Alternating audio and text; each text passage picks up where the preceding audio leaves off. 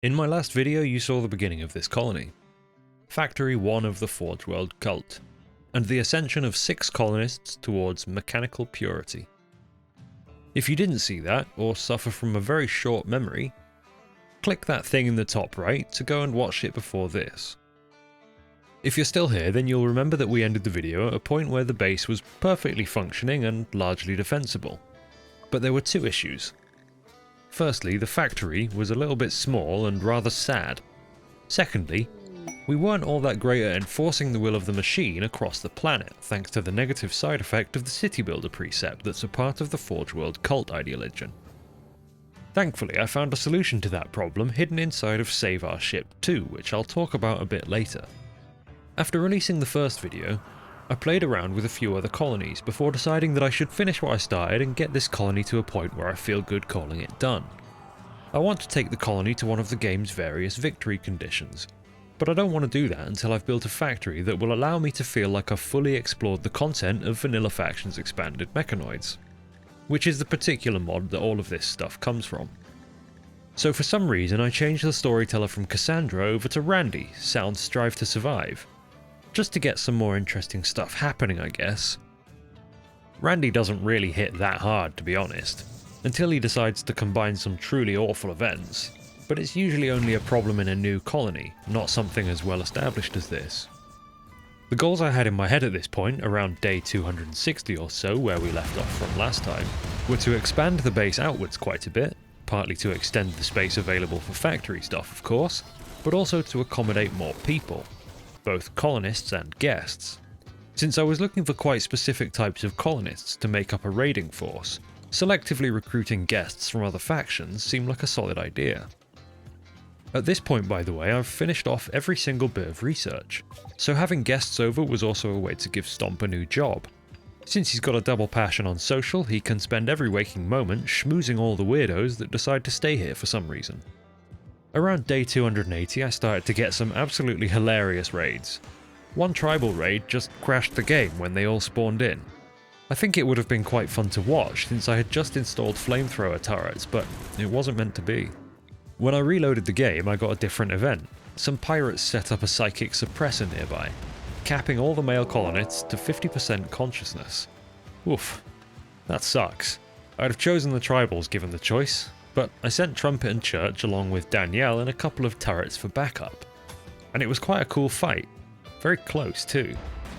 Trumpet and Danielle were both using the extremely close-range dual shard pistols, which are absolutely insane at high quality but require a lot of micromanaging since they have a very short range. I'm going to play a colony of vault-dwelling super people sometime soon. A character with the assassin power wielding those would be completely broken and I want to see it. Anyway, the pirates were relatively well armed too, but at this point there's not much worth stealing in terms of equipment. I can make anything I want anyway, so I just dealt with the problem and left. The 3 of them got really annoyed by this whole leaving the base thing, so it was at this point that I learned that with the help of the shuttle from Save Our Ship 2, I could send colonists and stuff all over the world without them realizing they'd left the colony. Perfect. Quick travel and high carrying capacity, no debuff. Problem solved. Forge World cultists would conquer the planet after all. That mission was a pretty close run affair though, and after seeing that these guys are actually capable of pain and suffering in combat situations like that, and with the threat of another game-crashingly large tribal raid looming, I decided to do something about that. Trumpet got interred into a Warcasket, but for now only Trumpet. I suppose it's kind of sad to take the pair of super soldiers I created and only elevate one of them to godhood. The problem is just that Church is really good at making advanced components and doing doctor things, neither of which can be done by someone in a Warcasket. But one guy in a Warcasket a raiding force does not make. I wanted a pair of melee fighters to stand in front of Trumpet whilst he shot at things. And as luck would have it, I got what I wanted in a group of visitors from the Central Republic. Alba and Horatius. They had high melee skills and burning passions to boot. So I set Stomp to work entertaining them so that they could join the colony willingly, and then be converted to the Forge World cult, which luckily is exactly what happened. Otherwise I'd have had to betray the Central Republic, slaughter the whole group of visitors in the nice clean hallways, and keep those 2 in cages until they bent to my will. But just to clarify, that isn't what happened. They joined willingly and the Central Republic don't suddenly hate me. You will cease your investigation immediately. So anyway, a little while later, Albus and Horatius also went into Warcaskets. Horatius went into a brute set, which is the one purely focused on standing in one place and hitting things. Alba was in a controller set, which gave him a spider mine and a set of shooting drones. I probably would have gone with something else in retrospect because these aren't that useful. A jump pack would probably have been much better. Trumpet was in barrage armor, by the way, which allows him to enter siege mode, extending his range and buffing his rate of fire at the cost of being able to move. Their chariot would be a super heavy dropship, since, after all, warcaskets are super heavy, and since the colony had near infinite resources right now, why not just make the best? Before even putting the Astartes, Warcasket strike force to work though, enough mechanoid components had accumulated through trade and mech clusters landing on my base to do a little bit of factory expansion. Helped by the fact that I had a mission to go and beat up some pirates that were sitting on an abandoned factory. The perfect opportunity to test both the warriors and their steed. Yep, they're quite effective. Watch them being effective. Look at it. Watch them being effective against tribal people. They're shooting arrows at my warcaskets, a clear act of aggression against the colony that definitely warrants such a response. So anyway, now the factory could make plasteel. Very convenient. That particular production line involves steel and stone blocks, which we've already been doing for a while now, but also chem fuel. And while I could just rely on the 2 chem fuel pumps I had on the map already, it only made sense to build a chem fuel clarifier, a machine that lets you put tribals in one end and get chem fuel out the other. Given the previous scene, I just think it makes sense to have this machine around. This stuff's absolutely peak Rimworld. Tribals go in, chem fuel comes out. You can't explain that. Speaking of humanitarian atrocities, if you've been enjoying mine, then go ahead and commit some of your own down below by absolutely stripping the like and subscribe buttons of their basic human rights. By clicking them. I don't know, just do it. It probably won't do much for you, but it helps me out. Thanks. Back to it. One of my goals was to extend out the usable space. Part of that happened over on the left of the colony, the factory wing, which just got progressively bigger whenever required. At this point, that side of the base was 3 layers of armoured wall thick as well, just because I can. But over here on the other side, next to the ridiculous combo throne room and vagrant hostel, which is a decent representation of modern housing in the UK. Here's your shared kitchen and living space, and here's where you'll sleep. That'll be £2,000 a month, please. That's where I was planning to expand out the base to accommodate more bedrooms and a more efficient flow from recreation to food to work. Honestly, it doesn't really matter all that much. Almost no one here sleeps anymore and they barely eat. I just had a load of stuff lying around and felt like I had to put it somewhere. By this point, we're 375 days into the colony, so just over an actual real-world year, which is about 5 Rimworld years. It almost all went tits up when a mechanoid attack dropped straight into the base, right into the room that houses the Helixian gas pump. That got destroyed in the cleanup, but I didn't think much of it in the moment. Everything in the home area gets automatically rebuilt, so no big deal, right? But actually, as it would happen, it's a little bit of a big deal. I had built a nuclear reactor into the guts of the base at this point to help use up all of this damn uranium that was just kicking around. And naturally, I cooled it with gas-powered coolers. So yeah, there was a small nuclear disaster. I sent Mitsuya in with some components real quick to repair it, but at this point I still hadn't clocked that the cause of the problem was a lack of cooling, figuring instead it was just a random event. So she went in, got a healthy dose of radiation, and then went back to building that massive bridge monstrosity I had going on over there. And a few minutes later, meltdown again. Oh, right. This time I fixed the gas pump first, then the reactor. So a second dose of radiation later, problem solved.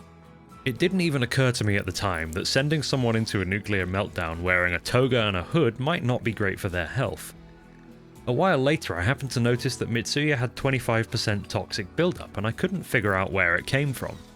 Only realizing in hindsight while I write this that it came from that particular nuclear incident. So I have no idea how close she actually came to a toxic death, Oh well, never mind, radiation isn't actually bad for you long term anyway. Back to work everybody, show's over. As far as I can tell at this point, the only things I need a constant supply of that can't be produced internally are gold and uranium. I'm getting them in decent quantities with the ground penetrating scanner and a small gang of auto miners manning the deep drills. And since Stomp is exceptionally clever, he can just sit there for an hour and scan up another 5 deposits whenever we need. So the supply is essentially endless, but it's still busy work to move the drills around and deal with the infestations they cause every now and then. Everything else was being made internally now. The factory could make an excess of steel, stone blocks, advanced components, regular components, plasteel, actual medicine, fun powdery white medicine, and just about anything else provided I was willing to go and grab a few mechanoid components from the nearest landed ship. Hey, so maybe radiation is bad for you long term. Because Mitsuya developed a tumour. But when you have a nuclear stomach, cancer isn't an if, but rather a when. Church is a good doctor though, and out comes the tumour. Back to work. We should probably try and bring things to a close now before Church fucks something up and kills someone. He's failed a few surgeries before, but miraculously never killed anyone. It's even more miraculous that Stomp, the secondary and much less skilled doctor, never killed Church whilst attaching all of the bionic pieces to his brain. I have a few options for how to close this game out. The colony's wealth is more than high enough to go for the Architect ending, which I've never done before, but I think it would be quite fitting to run to the nearest usable ship and fuck off in it. We're trying to ascend to the ranks of Mars after all. However, with Save Our Ship 2, it's one thing to get into the ship and take off, but another thing entirely then to actually leave the system in it. To be honest, I'd completely forgotten this. I got ready for the vanilla version, the exciting last stand before you leave the planet and see an ending screen. So I deconstructed the factory, put everyone but Mitsuya, Maya and Oscar, who joined recently, into warcaskets and loaded up the dropship with turrets and materials. Then I flew to the landed ship to set up defensive positions, only to realise that I'd actually be starting the in-orbit portion of the game. Now, I've never actually played any of Save Our Ship, and I don't think I'm feeling particularly ready to get into it. So I decided that since I got all of these guys ready to fuck some stuff up, I'd just go back onto the planet and attack some Imperials, which was fun, if a little unnecessary.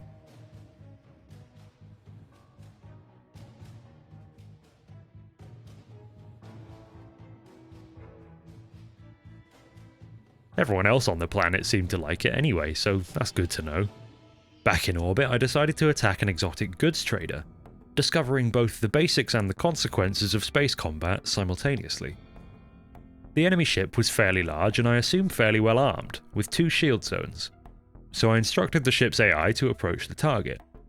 My ship only has a single long-range weapon after all, so to actually do anything, we had to stay in close proximity. A little bit of shooting back and forth later, we'd both suffered damage with them having destroyed all my engines, so they could have just shot me to death. But in a monolithically stupid decision, they decided to send a boarding party over, which was predictably annihilated by the Warcasket gang, which thankfully are vacuum safe. While that was ongoing, I had the others rebuilding the engines to allow us to keep range and destroy the enemy's ship. In the process of doing so, Mitsuya was killed. More specifically, Mitsuya's torso was obliterated painfully by a laser beam, just moments before we destroyed the enemy's ship.